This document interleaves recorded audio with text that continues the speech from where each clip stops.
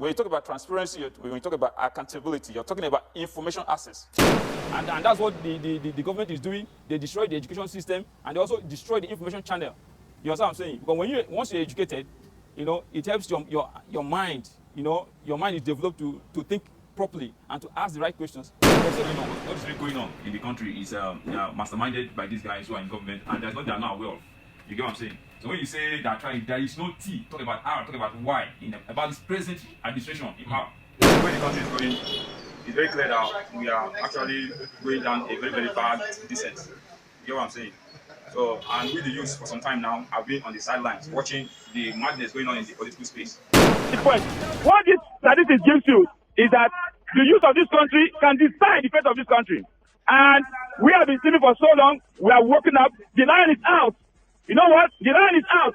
And we're not sleeping until this is done. So there's no timeline. We are ready for them. All right.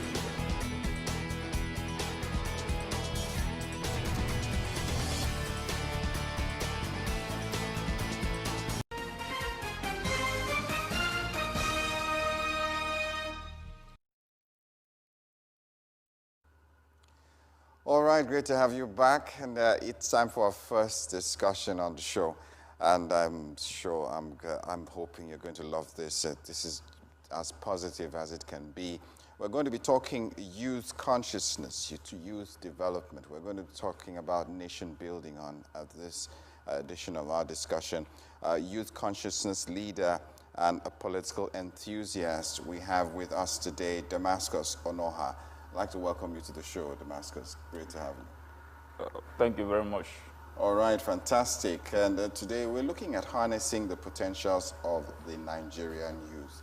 How important is it to harness the potentials? Well, because we have a growing youth population that is growing at an alarming rate. So how do you engage this youth to be positive, to become the engine room of the nation? These are the issues that we're going to be looking at on today's edition of the show. Well, once again, thank you for joining us, Damasus. Now, you've started a movement. You want to tell us about this? All right.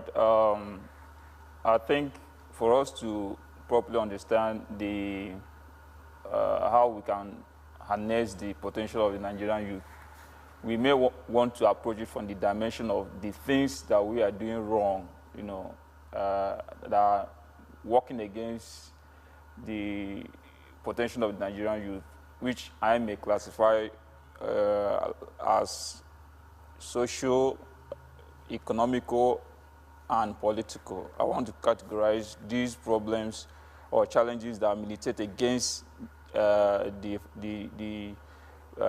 idea of harnessing the potential of Nigerian youth under these three categories. Now, you started a youth movement. Yeah. And that movement has been born out of a need that you have seen and a desire to see things change. What are those things that have been on your mind, those burning issues that has, you know, provoked you to start this movement, to mobilize youths, you know, to impact the nation? Basically, the drive to mobilize the youth, you know, still stand on these three tripods of economic, political, and social challenges the Nigerian youth is facing, which, when they are addressed, you know, won't be having so much agitation as we are seeing across the country, you know. So that's basically what my movement is all about, a movement that is driving the youth consciousness, which starts from the youth himself, being aware and conscious of his environment, what the issues are, and his role in addressing those issues by influencing government policies and activities and other agencies that, you know, operate within the national domain. So where are you going to start? Because we'd like to hear, you know, we'll take that tripod one at a time. Now, talking about the social challenges that are militating against harnessing the potential of Nigerian youth, talk about education, which is basic. We all know the nature of and the quality of education in this country that is abysmal. You know, when you don't educate a people, you know, they are not informed. They lack the necessary human capacity to actually be productive, even to themselves and to society. You know, that's on one side. Then you talk about the issue of underage marriages, like is prevalent in the northern part of the country. You see, the other time we are aware of a serving senator who was engaged with an underage, you know. Such will not really help the future of that child because she is not at that ripe age to make proper decision about her future, you know. That works against her potential as a youth, you know. Then you talk about the recent spate of killings by the security agencies in the country. The youths are now scared, they are harassed from all sides, you understand. We all are aware of the case of Kolade Johnson that was murdered extrajudicially by the SARS operative. These issues are part of There have been more extrajudicial killings. So rampant of recent. We're not talking about the terrorist incident that's another dimension, but we are talking about issues that pertain to the Nigerian youth, you know. So when you also look at the issue of illegal arrest and detention, like the other time, I think we heard a police officer talking about people wearing tattoos and dreadlocks that are not in consonant with our culture, and which is quite questionable. How can you label someone a criminal just because they are putting on dreadlock or wearing tattoos? These issues are issues that are directly affecting the productivity and the psyche of the Nigerian youth. So which, if reversed, will help to really bring out the best out of the Nigerian youth, you know. So then when you talk about the second point, which is the economic challenge, yeah. The reality of what we have today, we talk about creation of jobs.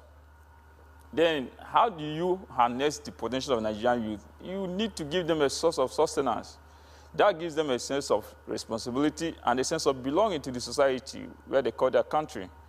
You know, how do you make this happen? By investing more in the manufacturing sector, in the production sector. Why is it that our leaders prefer to what they see as legacies that they leave behind, structures that they built, rather than the impact of they've made on human capital? You know, a governor wants the legacy he believes he can leave behind is building a road, rather than creating an industry that will employ thousands of youths, or, you know, investing in education and say, okay, in this administration, I've seen myself, you know, take so many thousands of youths off the streets.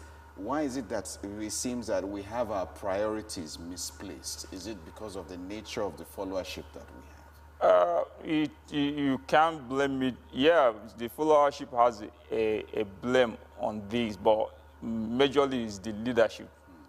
Because the fundamental problem is most of these guys that step up to occupy the public offices in the first instance, like I keep arguing, don't mean well for the country or the state where they are governing.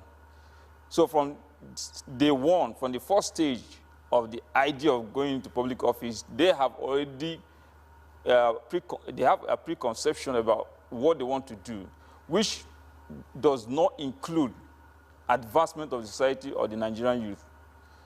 That's why you see them, they lack priority in their project and in their manner of thinking. So when you leave legacies of road, water, basic human necessities, social amenities that you shouldn't even talk about, it's because they have seen that the followership is not really of good quality, in the sense that the people don't even know what is good for them. And why is it that the people don't know what is good for them? They don't know because they lack the mental quality or capacity to really analyze the situation, which stands, again, if you take it backward to what I mentioned before about the social problem, poor education. Poor education. And then, besides poor education, you also talk about information gap. So they're not enlightened enough to make enlightened choices. There's no education, there's no information. In this modern age, we are not talking about the artificial intelligence. We are not more talking about ICT. Now, you are not educated, then you are not informed. You are in a cave full of darkness. So that's the basic problem. So they leave those legacies on the table. The last election, you see people sharing sugar and Gary. How do we come to this point? It's because this tells you the mindset of the leaders or the politicians or the rulers, as I call them. Because I've seen that you don't know what is good for you. How can you give a man Gary packaged with granules and sugar? What does that serve? What purpose does that serve? You see people being given 4,000 naira, 5,000 naira as a kind of value for their vote for 4 years. This tells you that this is a conscious movement. It's not like this man doesn't know what he's doing, because he has weighed your level of the quality of your thinking, that it is quite low or poor, that you don't even know what is good for you, that he will now bring such projects or such packages to you. The same thing applies when they go into office. They go into white elephant projects that don't impact directly on the lives of the youth or of the electorate that put them into office. You know, it's just like they are trading in politics. Okay. So that's the basic problem. Okay. So that's the economic aspect you're talking about. Right? Yeah, that's the economic aspect. Then the social aspect of it, which has to do with poor education and poor information network. There's no sincere program to get the people informed. There's no transparency. You don't know what comes to the government. Just of recent, some civil society organizations calling for the government's accounts to be made more transparency, more public. That's transparency. When you talk about transparency, when you talk about accountability, you're talking about information access. When you deny people of information, then what's the essence of the transparency or integrity or accountability you're talking about? People don't know. Our president was asked out of the country the other time. Some people are still shouting till today. The last presidential aspirant, Showore, was always shouting that the government should publish what they spent during that medical trip. Well, the president has come out to say the burden of that financial burden was on him and not the nation. But that's our money. That's taxpayers' money. I'm wondering if the private jets of the president too, the cost of landing and parking in the United Kingdom was also upon him as well. I was wondering. How would it be on? Why would it be on point? This is the intention we are talking about. This is where the fundamental problem, the fundamental issue is. They don't have sincerity of purpose. That's the number one thing. That's the fundamental problem. And when you don't give the people education, they are not empowered to think right. Now, you might not be educated per se for you to be informed. That's my contention. They destroyed the education system. Now there's no information. People are just in a cave. They don't know their left from their right. So you've been talking about this tripod. You've talked about the economic aspects. You've talked about the social aspects Yeah. as well. Now we'll talk about the political. The political. Okay, as you want to talk about that, we'd like to open the phone lines as well. Let's hear from young Nigerians also, youths who want to, contribute, who want to know how they can join this positive movement, okay? And recently, Nobel laureate Wole Soyinka came out to say that his generation has failed, the country. What do you think about that? Yeah, he was just being modest with that. They didn't just fail the country; they destroyed the system, because they say when the foundation is destroyed, what can the righteous do? And we are not concerned about. I personally, we are not concerned about talking about the problems, showcasing the problems. That's fantastic. We are more interested right now about bringing solutions to the table. Yeah, that's a positive one. That's fantastic. Okay, now you admit you did something wrong. What commensurate effort are you making to correct or to right the wrong? Yeah, to amend. That's what we want to hear. We don't want to hear about the problems. We don't want to hear what went wrong. We want to hear the solution, the lasting solution you're bringing to the table.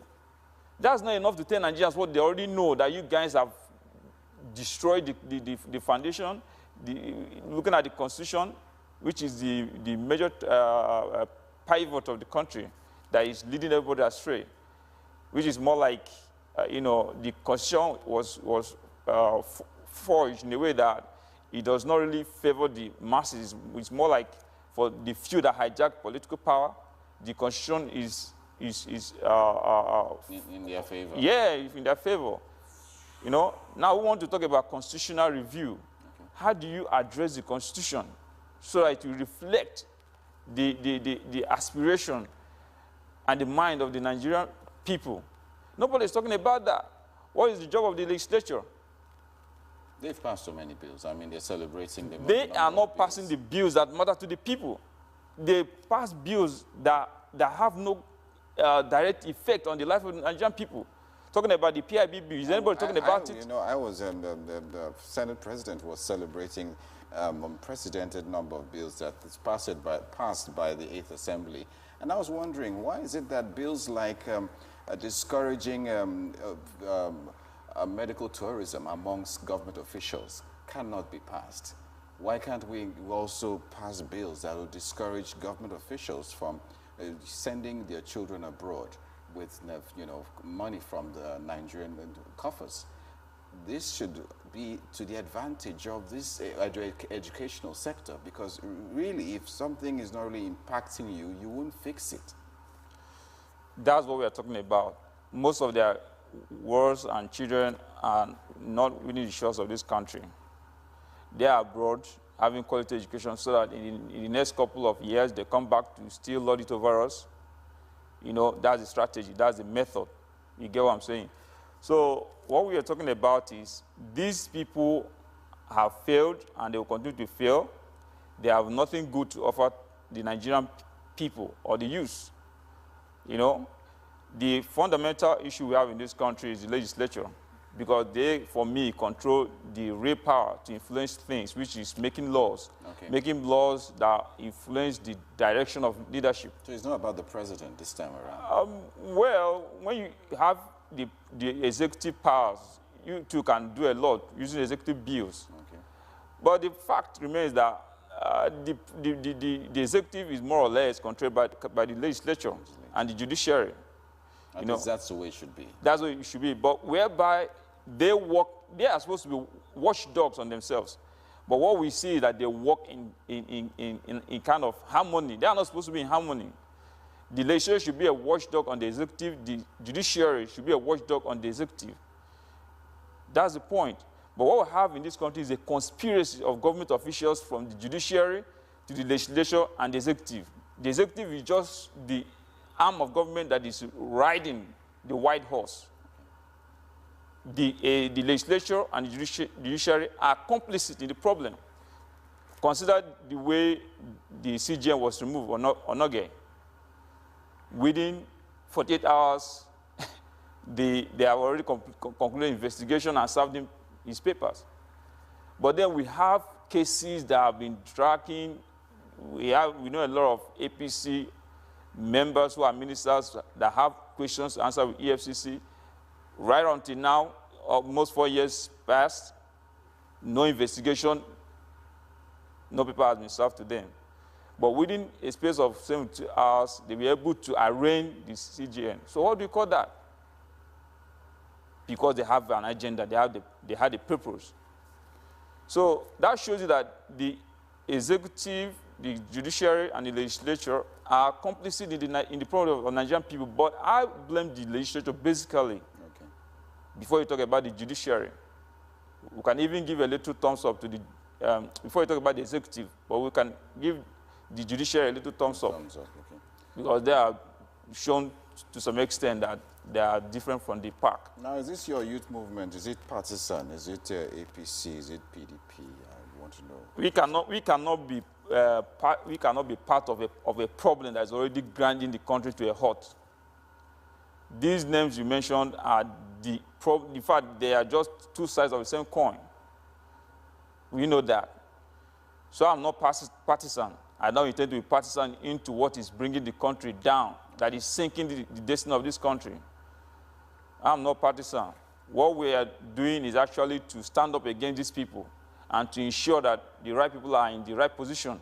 We want fresh minds, young people smart minds, digital and globally conscious individuals to step into the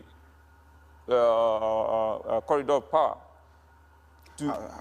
How do you plan to go about this, to mobilize this youth, sensitize them, get them, where is the rallying point? How do we do this? We've seen what's happening. Do we wait for a moment when everyone just, it just happens like it's happened in Sudan? We've seen it happen in Sudan. We've seen what's happening in Algeria.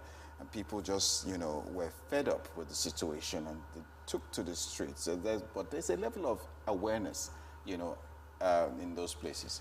Now, when you mention Sudan, you talk about Algeria, you understand that those guys there have a level of social security or welfare.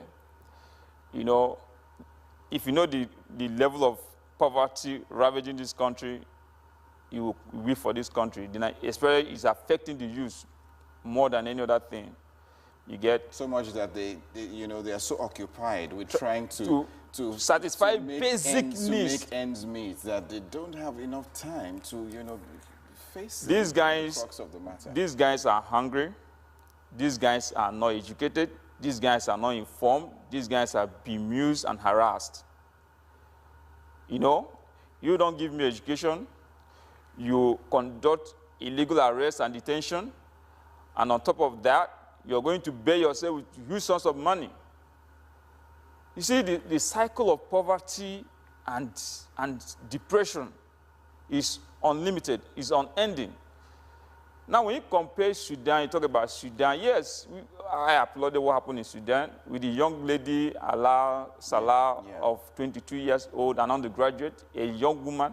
For you to see such actions, there must be a level of awareness, consciousness, which is also made stronger by good education to some extent. Sure. Now, most of the Nigerian youth, you see why they are so docile, because they are not informed, they are not educated. They are kept under, Well, what about the educated ones like yourself? Yeah, I like that question. The few, or let me say the majority of the educated youth, let me say enlightened youth, who have been given the opportunity. I know way back we had a very young Senate president, trying to recall his name. His name is Dimeji Bankole. Dimeji Bankole. And we thought, a lot of Nigerians thought, okay, fresh blood has come into, the Senate, but really delivery was... All right, that takes on. Let's now go into the political aspect of this issue. Yeah, the political aspect. Let's do now, that. When you look at people like Oladimeji Bankole you mentioned, you see, part of the issues I wanted to outline here is the lack of internal democracy in our political system. Okay. Now, I attended a symposium last year, 9th August last year, organized by United Action for Change.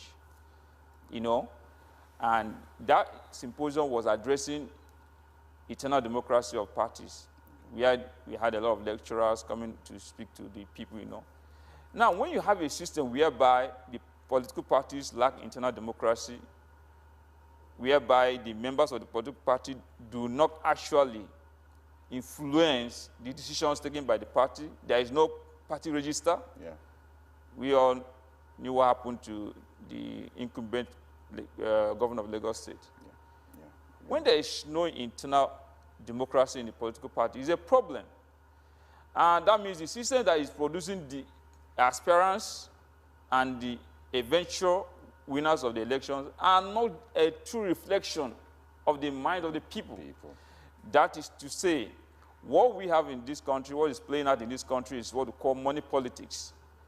Politics by the money bags. How much do you have and how much are you able to distribute? Okay, we know that. So what's the way forward now? What are you bringing to the table now? What I'm bringing to the table is these issues, making the Nigerian youth aware of them. Yeah, okay. By reaching out to them on social media and physically in the field. Okay. But the challenge, the dilemma we have here is that now you have the few, you talked about the educated youth, those that are a little comfortable, they put it that way. You see that those ones are more or less concerned about what's going on because they are not hungry. They are living in their father's house, or probably they are on a kind of salary that is a little comfortable that can meet their basic needs. Yeah. You know, so those youths who are a little comfortable and educated feel it's not their problem. You see them on social media, on Facebook, on different blogs. That's where they are doing their own political campaign and activism. Meanwhile, these issues are on the ground. So the dilemma is that people that know what is going on, who are aware of the situation, which are the youths that are a little educated and a little comfortable, are not actually practically involved in the change process. Now, the hungry ones that are being used by these politicians as talks during elections and destabilizing for different political vendetta, you know, are the hungry Nigerian youths who are not educated and who are not informed. So how do we get to these people? That's what we're talking about. You reach out to them on social media. Okay. The ones you target on social media, for you to have data on your phone to browse means that you're able to spare 1,000 or 1,500 upwards to recharge your phone on a monthly basis. That means you're not a hungry Nigerian youth. So those ones that are a little informed and enlightened, you reach out to them through the social media and try. And it's been very difficult, I must tell you. It's been very difficult for you to actually bring them down from the world of social media into the reality on the ground, that this job is done on the ground. You don't cast your vote on Facebook. You must be physically available at the polling unit to make it happen.